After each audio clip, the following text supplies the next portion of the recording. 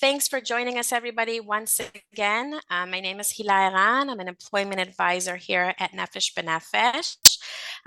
Today, we are here for our second session for Olim teachers. We had our first one a few weeks ago, which basically covered the Morim Olim program. Today, we're here together for a few presentations and also a professionals panel, as well as a Q&A, which we're going to talk about soon. A few things that I want to mention for today's. First of all, today's webinar is going to be recorded. It's already recording. So if you miss out on anything for any reason whatsoever, we're going to have the recording and it's going to be available on our YouTube channel, the Nefesh B'Nefesh YouTube channel, in the coming days. We also ask that if you do have any questions throughout the webinar, that you hold off on those. We do have the availability to use the Q&A today, and we do ask that you hold off with the questions until basically we're done with the presentations and the panel, and then of course we will leave enough time to answer some of those questions. If we do come a little close in time and we find that we do not have time to answer all of your questions, we will be available today, tomorrow, and the following days through email, and we'll make sure to answer all the questions that we haven't gotten to today. Please, go ahead and grab your Aliyah notebook or, a pad of paper, a pen, so that you can take notes as we go along with the presentations today. So what will we be hearing about today? So today, as I mentioned, we're going to be talking about Zalkor and the private school system in Israel. We're going to also be talking about professional organizations for teachers in Israel. We're going to have a representative from ETAI here with us, and we're going to have the professionals panel and, of course, the opportunity for Q&A. I do just briefly want to mention that we're here today with Adina Sachs, who is another employment advisor here at Nefesh B'Nefesh, who is happy to assist anyone with questions. She mainly focuses on post-Aliyah Olim. So if you already made Aliyah and you need to reach out, you have some questions, we will have our email address again. It's just employment@nbn.org.il, and Adina is available as well for questions. So what we're going to do is we are going to start. I am going to stop sharing my screen a second. And I would like to introduce our first speaker that we have for today. Just one second here.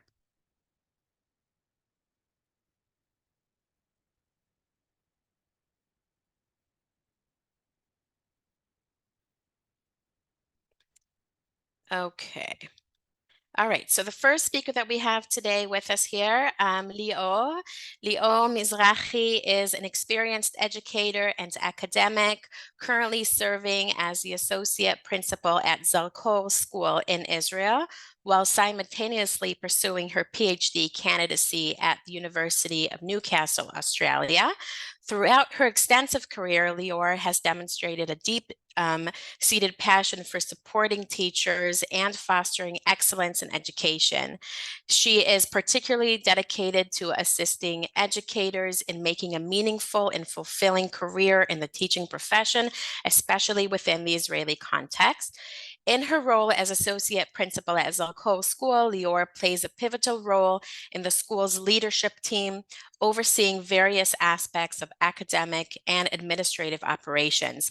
Notably, she serves as the hiring manager for all English-speaking positions at the school, leveraging her expertise to identify and recruit top talent to contribute to the school's vibrant educational community. So with that, I'm going to go ahead and give Lior the stage. Thank you so much, Hila. That was a bit embarrassing. I don't know if you can see me blushing, but all of those things are true. I'm really excited to be with you all today, tonight, this morning, whatever time zone you're in.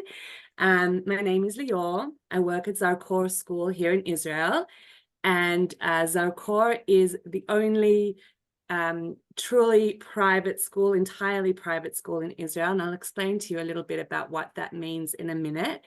I'll start by saying that We are hiring. We are always hiring. And this is my direct contact detail for anyone who wants to send me their CVs directly. So Zarkor is a growing school. We started in 2008, and we have been growing by one grade every year.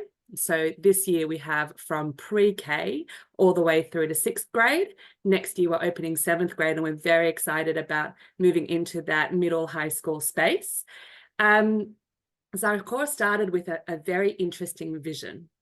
Our founder is a very impressive man called Dr. Michael Friedman, and he was making Aliyah himself from a very long tenure in America, and he was looking for a school for his own children. And while doing his research, he realized that Israel didn't have a regulatory framework for private school systems. And he decided that he was going to open a school, and he was going to be a disruptor to the Ministry of Education.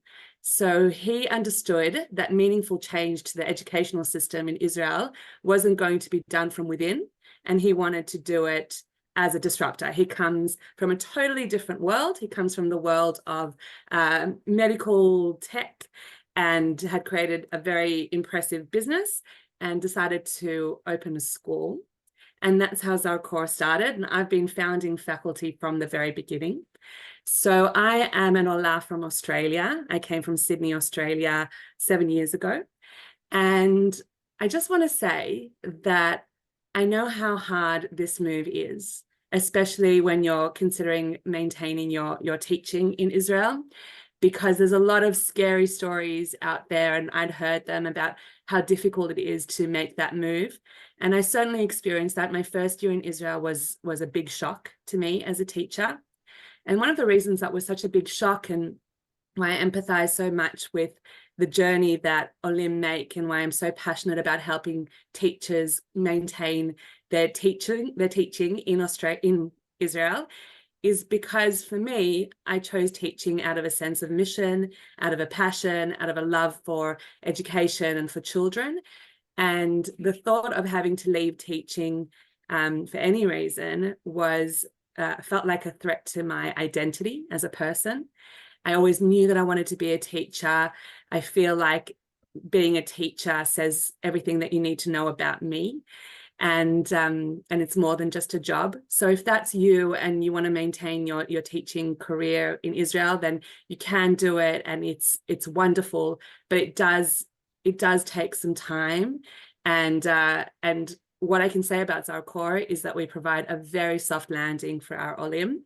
So Hila mentioned that you had a webinar a week ago or some time ago about the process of converting your qualifications here in Israel. It's not easy, but we at Zarkor understood that that was very, very important. And so we provide administrative support for our teachers to have their qualifications converted. Now, why did I say that we're the only truly private school in Israel? Because we have our own regulatory framework within the Israeli legal system. So we're what's called, it's a mouthful, Bet Sefer Mukar She'eino Rishmi She'eino Mekabel Sibsud. We are a recognized, unofficial school that doesn't receive any funding. So we're the only school in Israel that doesn't receive a single cent from the public purse. And the reason that we chose not to receive a single cent from the public purse is to give us total pedagogical freedom. Now, we in Zarkor have a few missions, and I invite you to go into our website and see what we're about. But one of them is that we are a bilingual school in English, and I'll speak more to that in a minute. But the other is that we aim to be a model of excellence in education in Israel. And our hope is to be a model of excellence that other schools or other teachers can come and observe and take that out into we want to improve the education system in Israel in general. And we're not interested in just being one small school that is excellent. We want to share our knowledge a little bit like the charter system in America. So one of the ways that we do that is we invite other teachers to come in. We have tours of the school all the time. And by not taking any money from the public purse, it means that we have total freedom within our curriculum and within our schedule. So the main methodology that we use at Zarkor is project-based learning. One of the things that's very interesting about education in Israel is how siloed and regimented it is. So most children will have 45 minutes of geography, followed by 45 minutes of Hebrew, followed by 45 minutes of Tanakh. And there's very rarely any connection, certainly within the elementary school space. And so we at Zarkor work with project-based learning. So we've taken the outcomes of the Ministry of Education, which we feel are excellent. What we take umbrage with in the public system is the how, not the what. We feel like the what is very good and excellent professionals in their specific areas of mathematics or science were at excellent outcomes, but we teach in an interdisciplinary way using project-based learning. So we collapse our curriculum, and instead of having 45 minutes of maths and then 45 minutes of science, I'm very conscious of the time, so I'm going to speed up. We have a project on the desert. And in that project on the desert, they explore how they can put together a budget to go on a trip to the desert and experiment with different types of soils and see how hard it is to grow things in sand. So that's part of what we do. And of course, our main point of difference is that we educate for English bilingual knowledge. So what we discovered through research is that the focus, I'll take a step back. A lot of schools here promote excellence in English. And what they do is they talk about how their graduates do 5 points of English in the Bagrut, in their matriculation system, and get 100. And it's true. But what differentiates us is that what our students can do is have a conversation in English. They can communicate in English. And by second grade, in that main picture, you see our second graders. By second grade, our students are already speaking in English. Zarkor is one of the few places that class teachers, elementary school class teachers, can come and be a class teacher. We have up to 20 kids per class, only 20, that's the maximum, and 2 class teachers, 1 native Hebrew speaker, 1 native English speaker, so that our children are exposed to English all the time. We have a long school day. We are from 8 to 4, and it's with the same team the whole time. So this is an example of our second graders, and we like to describe Zarkor as a bit of a mixture between Harvard and Disney World. We see it as a playground in terms of our educational creativity and our ability to play with pedagogy. And on the other hand, we try not to do things that aren't based in evidence. So what you see here are some examples of our early childhood, early years English program, where our focus is on speaking. We did a very long research project with Bar-Ilan University, where we understood that in pre-K, K, and first grade, our focus needs to be on the receptive vocabulary, on the children's speaking skills, and not in reading. And then we only start reading in second grade, because as second language learners, our students have to have a good base in their Hebrew first in order to be able to learn the English reading. And we learned that through trial and error and all sorts of different exciting things. And this is some examples of our children reading. And then in the upper grades, we focus still on the speaking, still on the communication. We see that as our core, but then we move on to much more depth in terms of reading and writing. So you can see some of our 4th graders learning about compound sentences, and you can see that our 6th graders are actually putting on a Shakespeare festival at the end of the year. They're going to be performing in front of 500 people, and they've actually just finished their vote, and they're going to do a Midsummer Night's Dream. So that's us in a nutshell. Please be in touch, and I look forward to speaking to many of you, whether you come to Zarkor or not. Happy to help. Thank you so much, Lior. Really appreciate it. The next speaker that we're going to hear from today, her name is Michelle. Michelle Ben is the current chairperson of ETAI, which stands for English Teachers Association of Israel, and also served as chair about 12 years ago. With over 40 years as an educator in the public school system, first in special ed and now in EFL, she is intimately familiar with education in Israel. Right now, she teaches EFL in junior high school in Yavne, where she lives, and is also a national counselor in the Ministry of Education in charge of EFL books approval. So with that, Michelle, we're going to give you the stage. Okay, thank you very much for that introduction. Yeah, so I am chair of ETAI, which is the only professional teachers organization in Israel. No other school subject has a professional organization, just ETAI, which just us, English Teachers Association of Israel, which we're affiliated with TESOL, if any of you are familiar with that. That's Teachers of English as a second language, and ETAI, which is based in Great Britain, which is International Teachers Association as English as a foreign language. And we have other we're affiliated and associated with international English teachers organizations. And in addition, we have relationships with other teacher organizations in the area. We try and be as supportive of English teachers as possible. The organization is entirely volunteer. We have one person who is half-time paid. And I'm just going to share our website with you and a few more things about ETAI. When you come and if you become an English teacher, you're perfectly welcome. I understand that Hila's going to send our contact information to you, and please feel free to be in touch with anything you need, and I can put you on to other people who can help out. And a lot of what Lior said, I mean, her school is fantastic, and a lot of the things she said about the system here is very true. It's not an easy system to navigate, but the work is very, very rewarding if you like working with kids.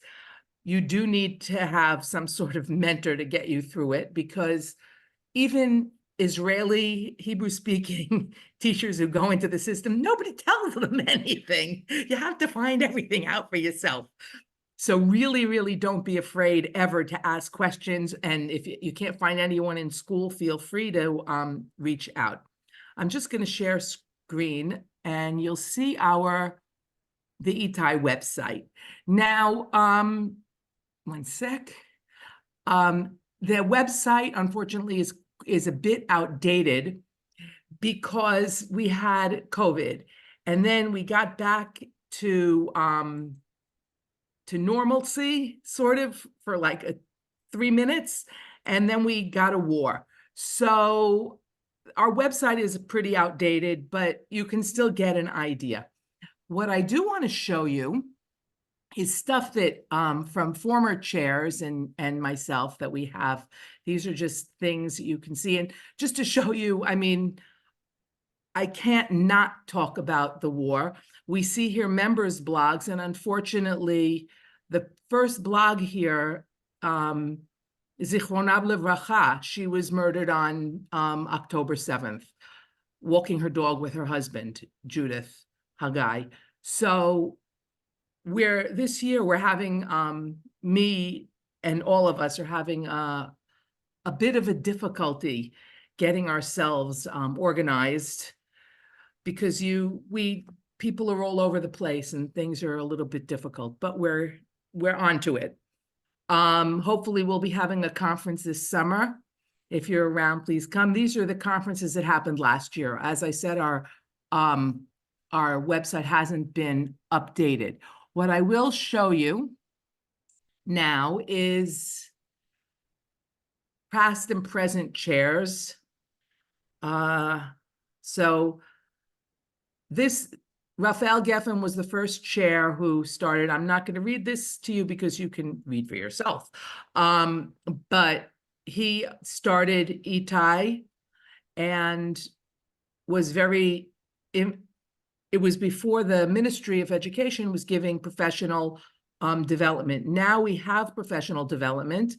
And this is in addition, it's grassroots. And as I said, it's the only grassroots English, only grassroots subject-based teachers organization. We do have unions, and the unions are unions. They look out for your rights, and that's not what we're here for. We're here for professional or development.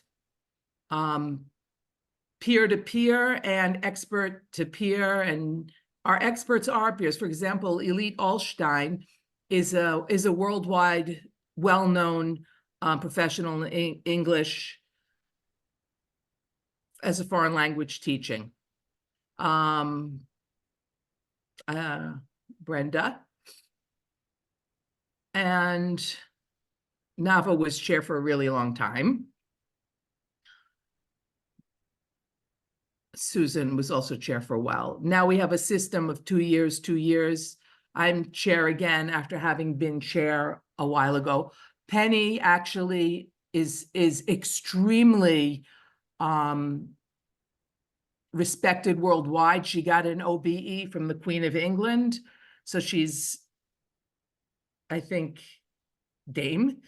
I don't know, but whatever they use as their recognition for someone who has worldwide influence. And then I was chair, as I said a while ago, and I'm chair again. And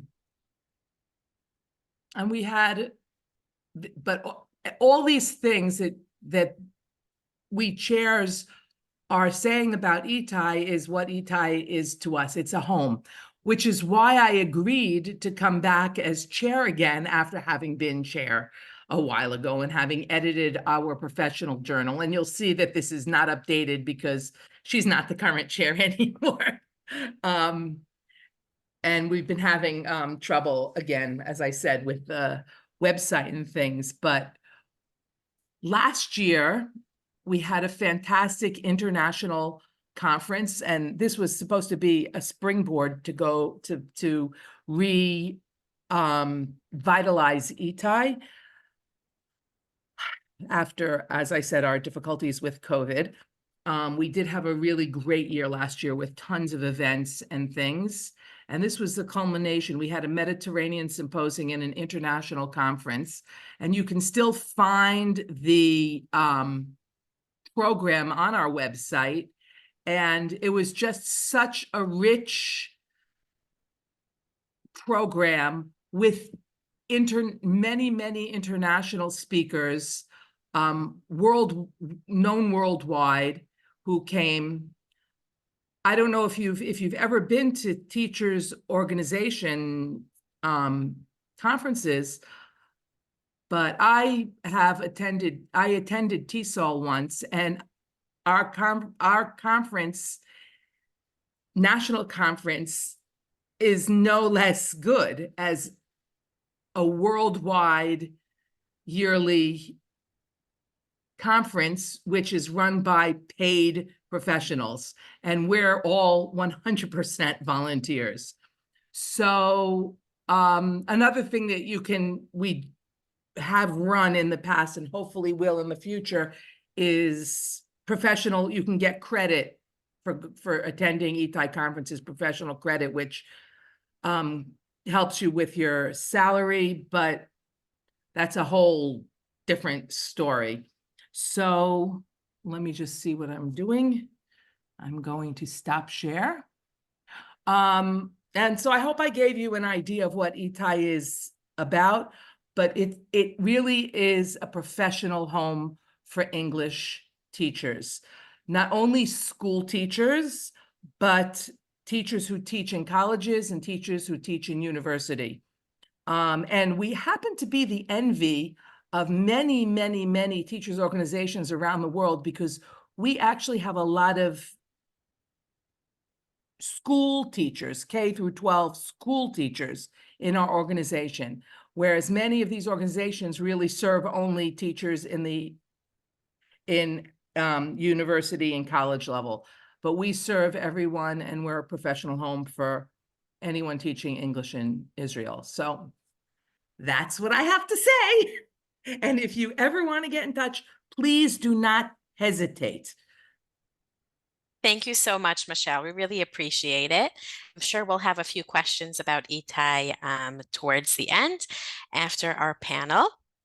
So we're going to go ahead and move into our third session, which is our professional panel. So I'm going to go ahead and introduce our speakers for today. So first we have Michelle Shafres. Michelle is originally from Los Angeles and a graduate of USC. She made Aliyah 9 years ago to the beautiful coastal city of Haifa. There, she brings her passion for kids, music, and the arts to life as an English teacher at a private after-school program called Helen Doron. Before Aliyah, Michelle served as a preschool teacher in the early childhood division of the Jewish schools in Los Angeles.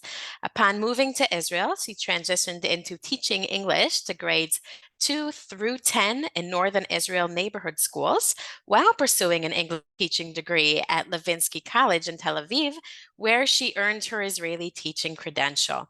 In addition to her teaching career, Michelle is in the process of obtaining a certificate in voice coaching from the Lev HaKol program in Tel Aviv.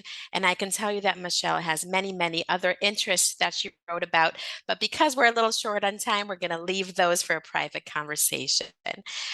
Today, we also have with us Einav Lior Lever. Einav was born in Israel and at the age of 7, relocated with her family to South Africa. Growing up in Durban, she pursued her passion for education and obtained a bachelor's of education degree. Einav dedicated herself to teaching science and biology in various schools, with a significant portion of her career spent at King David Senior Primary. In 2018, Einav and her family made Aliyah, returning to Israel and settling up north in Mitzpe Netofa. This move marked a significant chapter in her life, bringing her back to her roots and allowing her to reconnect with her homeland. Currently, Einav is actively engaged in shaping young minds as she teaches English to grades 9 through 12 students and science to grade 9 students at the Yeshiva Tichonit Ot in Tiberia. Her commitment to education, coupled with her diverse experiences across different countries, enriches the learning environment for her students and inspires them to teach to reach their full potential. So thank you, Einav, who's joining us today. And last but not least, we also have the honor of having Dave Cantor here with us. Dave is originally from Minnesota and holds a Master of Education from the University of Minnesota. While living in the US, he taught high school math in Minneapolis for 5 years. Dave made Aliyah in 2008 and worked for a year in academic publishing before starting to teach again. Since 2011, he has been teaching high school math. So with that, I am going to ask a few questions for our panelists, and then we're going to go ahead and open the stage for any questions that you guys have for them as well. So the first question is going to be for Michelle. Michelle, you currently work for Helen Doron. Can you tell us a little bit about this program and what you enjoy most about teaching through this program? Okay, so Helen Doron is a private after-school program, and we teach ages 2 until like 16. It just depends. And they're small classrooms. It's like from the most we have is about 6 or 7 students in each classroom. And what was the other part of the question? Tell us a little bit about the program and what you enjoy most about it. Okay, and what I enjoy about it is that I used to work in the schools, and they were huge classrooms, and it was okay. It wasn't my cup of tea, so I decided, oh, I'll try something a little bit different. So this is why I landed there, and what I like about it is that it has smaller classrooms. It's the kids are more there because they want to be there. Like in the teaching English in the classrooms with like 35 to 40 kids was a little difficult because most of them didn't want to be learning it. And I didn't feel like I was being respected. So over here, I feel more respected. And the younger kids have the parents in the classroom with you. It's almost like a mommy and me type of thing. But the older ones, of course, you know, the parents are not there. So I enjoy it because they're smaller classrooms and it's more intimate. So yeah, so it's been a good change. I've been doing this for 2 years now. So I was all over the place before. I was in all different grades, and it was, so it's a nice change. Fantastic. Michelle, maybe you want to actually share with us a little bit about your work history so that the Olim who are here with us now know, your experience and perhaps what questions they might want to reach out to you in the future with. Okay, we want to go there. Okay, so we'll do the history. So when I came, just trying to remember how it all started. So basically, Mishrad HaChinuch, somehow I got in touch with them. They said, oh, hey, we see here that I was trying to get my degrees transferred. Of course, I didn't know what was flying. People are just like, this is what you should be doing. So I went there, didn't know what was going on. Like, okay, we'll transfer your degrees. Oh, by the way, here, why don't you go to this school and they need somebody. Can you do it? I'm like, sure. What am I supposed to do? They're like, I don't know. Just go. So I went, I got there, and they're like, okay. I'm like, hello, I'm here for, so-and-so sent me from Mishrad HaChinuch, Ministry of Education. And they're like, oh, well, why are you here? I was like, well, I was told to come and teach. They said, well, where are you supposed to teach? I said, I don't know. I was just told to come. Anyway, so until we figured it out, they said, oh, you're supposed to go here. So I did it. I said, what am I supposed to do with them? What am I supposed to teach? I have material. They're like, oh, just figure it out. So I'm like, wow, this is a very good landing. Okay, anyway, so that was my first experience. And then I realized, oh my gosh, Israel's very different. You have to just figure things out on your own. You need to keep asking questions until you get what you need to get. So my advice to a lot of people is don't give up. Keep asking questions. This Israeli system here, they just don't have anything like written down. There's nothing, you have to figure it all out. So I had that, and then I think I was just assisting certain students, like taking them out of the classroom and working with them privately, like small groups. And then after that, they said, oh, well, there's a program through Levinsky College in Tel Aviv where you can earn your actual English teaching degree. Basically, I was teaching like illegally, I guess, without my English teaching degree, they said. So I said, okay, fine. Basically, if you speak English, they want English teachers. You don't have to have a degree. But it definitely does help. So I did the degree, and it did help. So then I went into various different schools. And then, I was just all over the place, all different schools. I was subbing, and then I was a teacher. And then there was a point where I'm like, well, you know what? I want to work at this school. So I figured I'll just walk in the old-fashioned way and hand in my resume. But it doesn't work like that over here. I didn't realize. They're like, what are you doing? I'm like, well, I'm just giving you my resume so I can work here. Said you have to go through the Mishrad HaChinuch. So that's a good piece of information for people. And it's also who you know. And if you know somebody who knows somebody who needs a teacher, you can get in through that way. But anyway, so I don't want to take up too much more time, but it definitely was not easy, but I did it, and as long as you pursue, you'll be fine. Great. Thank you so much, Michelle. Okay, fantastic. Einav, so a few weeks ago, we had the pleasure of hosting the national coordinator for Morim Olim, who briefly shared the process for teachers making Aliyah, joining that program. And she had mentioned that once a teacher makes Aliyah, he or she should be in touch with the program's regional coordinator. Can you share your experience with your regional coordinator and how they played a role in assisting you with finding your first job in Israel? Again, you're located in Mitzpenet Ofaf. For those who are not sure where that is, it's up in the north. It's a pretty Israeli area, predominantly Hebrew-speaking community. Right. So truth is that I didn't know about the Morim Olim program. I sort of dove in by myself in through this whole thing. I'm lucky that my sister's a teacher here as well, so she sort of helped me. But a lot of, it was a long time since she made Aliyah. And I sort of took the steps that Mishrad HaChinuch told me to take, not knowing what I was actually doing. And at some point, they said to me, okay, well, your degree has been recognized. I got a certificate of English because on top of being a biology, it works a little bit differently in South Africa, but you can do a whole lot of courses to teach a whole lot of different things. And so I had some English courses behind me. but I had to do my stage, which is your internship here, which was fine because you know, at that point I'd already found a part-time job and stuff like that. And in fact, through the college, which I did it further up north to me in Katzrin, that they put me in touch with the regional council, and it was just such a relief that finally somebody knew what to do, where to go, who to give all this paperwork to.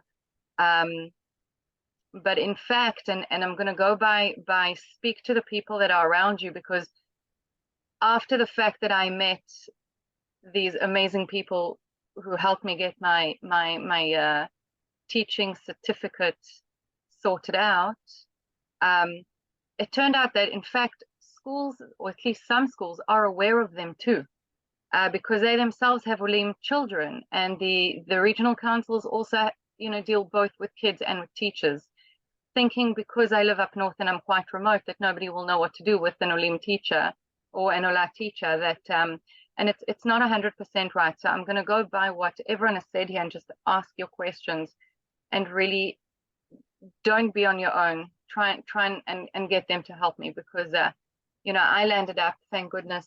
In fact, my job came through Nefesh B'Nefesh.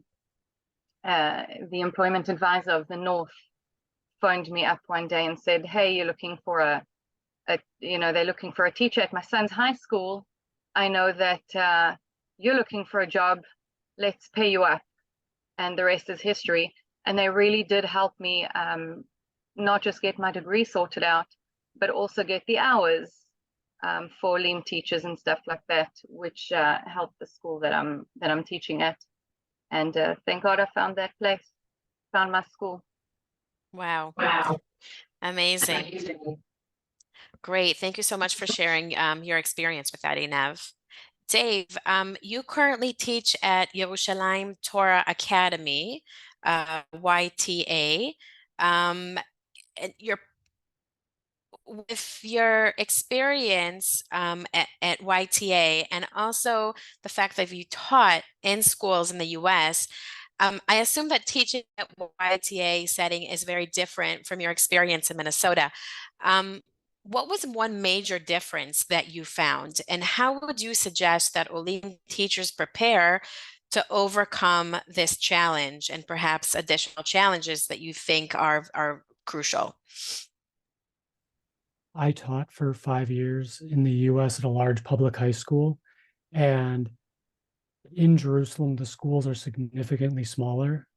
And where I live and what the schools my kids go to, the schools are a lot smaller. And one of the things that I've noticed that has really surprised me and that I've had to deal with a lot is the variety of schedules. Students don't have the same classes at the same time every day. Coming from the US, I taught the same kids the same hours every single day for a semester or even for a year. Now I will teach 2 days a week. The irregularity of the schedule takes a lot of planning and a lot of thinking in order to make it so that it actually works. That's been the biggest thing that I've had to spend a lot of time thinking about and dealing with as a teacher here coming from the US. Great. Thank you so much. Thank you so much. So with that, and because we are coming up on our time here, I do want to leave enough time for your questions, anybody who is joining us today here. So please go ahead and insert your questions into the Q&A. If you have specific questions that you would like to ask a specific speaker, please go ahead and mention that this question is specifically for them, so that we know how to assist with getting through and sorting out through these questions. So we're going to allow you all to go ahead and put some of your questions in here now. Second. Okay, Now, so while again, people are typing in their questions, I did want to just jump in and say I had a very similar experience at the Ministry of Education. I handed in my CV to schools, and then the supervisor, called me and said, "What are you doing? You can't, you have to go through us." But as our core things are different and we aim to make things easier for you. So you just email me directly and we organize all your qualifications as well. Great, fantastic. So one question that we do have here is from somebody who is asking, maybe Lior, you can help with this. Somebody who is single and making Aliyah, he's going through the process and he wants to go through Morim Olim organization. He's asking how long does it take for one credentials to go through, and what do you do financially to support yourself? And I will just mention briefly that Nitsa touched on this when she did the Morim Olim webinar. So please, if you did not have a chance to join us for that webinar, go ahead and listen into this webinar. Lior, if you just want to take, 1 minute just to answer briefly. No problem. So I will say that it depends. Nothing in Israel is easy, and it depends where you live. So Einav spoke about how things were in the north. I'm in the center. It's a different pikuach. It's a different inspectorate in every area of Israel. It takes 2 years to complete the process fully if you're lucky. So 1 year you would do what's called stage for Morim Olim, your internship. No matter how many degrees you have, no matter how many years of experience, every teacher will have to do this. I did mine through Michlelet Levinsky, and there's different colleges that allow for this to happen.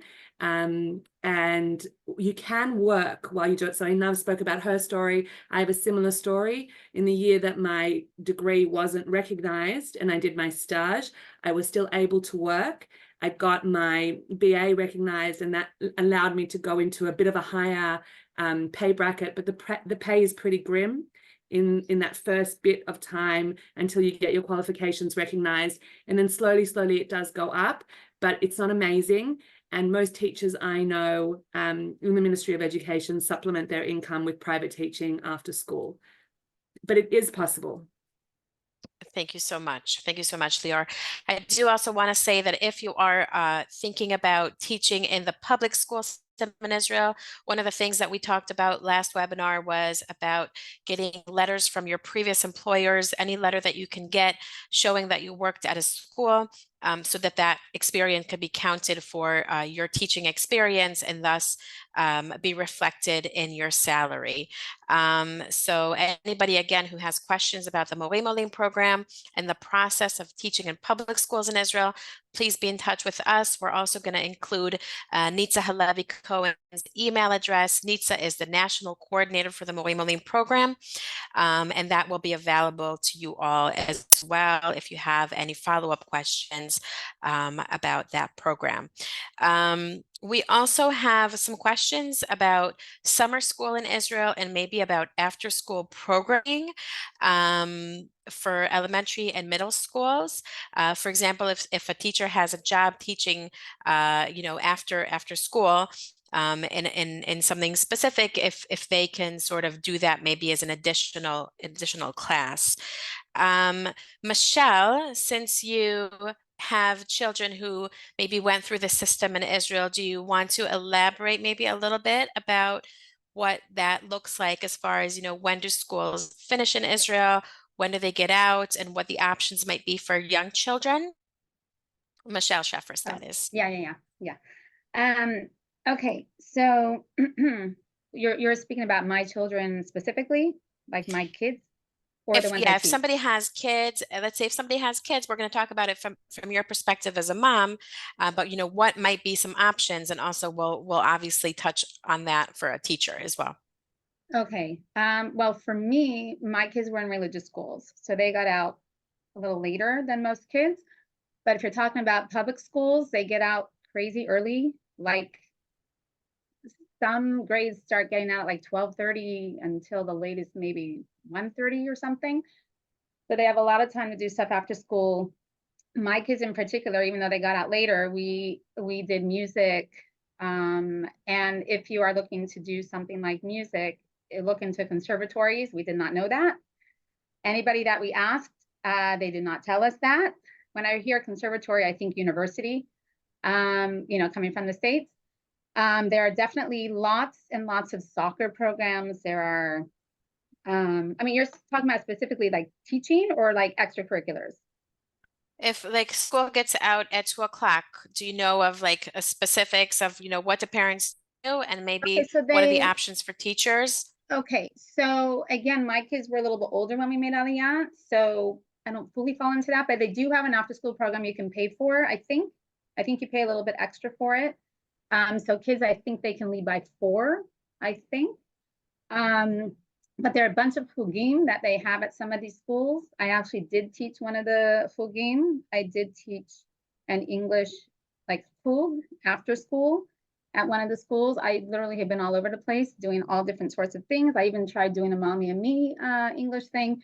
But again, I'm in the north. Just like Lior said, like the south, the like Tel Aviv and other areas, and then the north are very different. Where I am, it was a little bit more difficult. That's why I was having more difficulty finding things.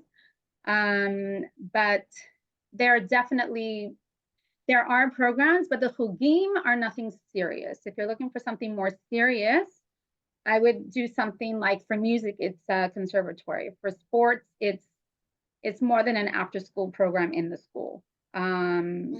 You have to research that part a little bit more. I don't know about the sports as much.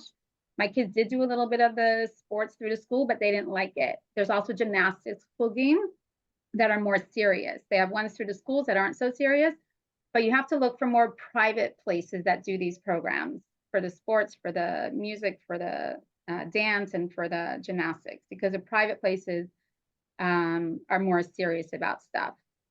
And if you guys want more detail, you could definitely like send me messages. I can give you more information. Thank you. Thank you so much, Michelle. And I think that as a teacher, one thing to consider is that the school day might end earlier in the public school sector, for instance. And then what some teachers do is they might venture on to tutor on the side or have additional small businesses or small interests that they have that they pursue if they're interested in doing that. And then I will also just add regarding the summertime that in the public school sector, there is a program called Bet Sefer Shel HaChofesh HaGadol, which is a possibility for younger students who need, it's basically, I don't want to say that it's really a camp or a day camp, but it is a framework where the children will go to the schools to participate in a program that is going to be highly subsidized and educational in a fun way. So there are different options for teachers also of things that they can do in addition to their teaching, both during the year and when the summer vacation is in session. With that, I do want to say that any further questions that anybody has, please, by all means, feel free to send us an email. Again, I'm going to go ahead and share my screen here, but our employment department is always very, very happy to answer questions that you might have. We are also going to follow up with a email after this webinar so that anybody who has specific questions for our panelists, that is also available for anybody who wants to ask specific questions. I'm also going to go ahead and include information from the Morim Olim webinar that we have, as some questions came up about that too. And again, just kind of take the time to again remind anybody who is interested that we are having another webinar for teachers that is going to take place next week, next Sunday, April 7th. If you have not registered for that, the registration link is also going to be sent in the follow-up email.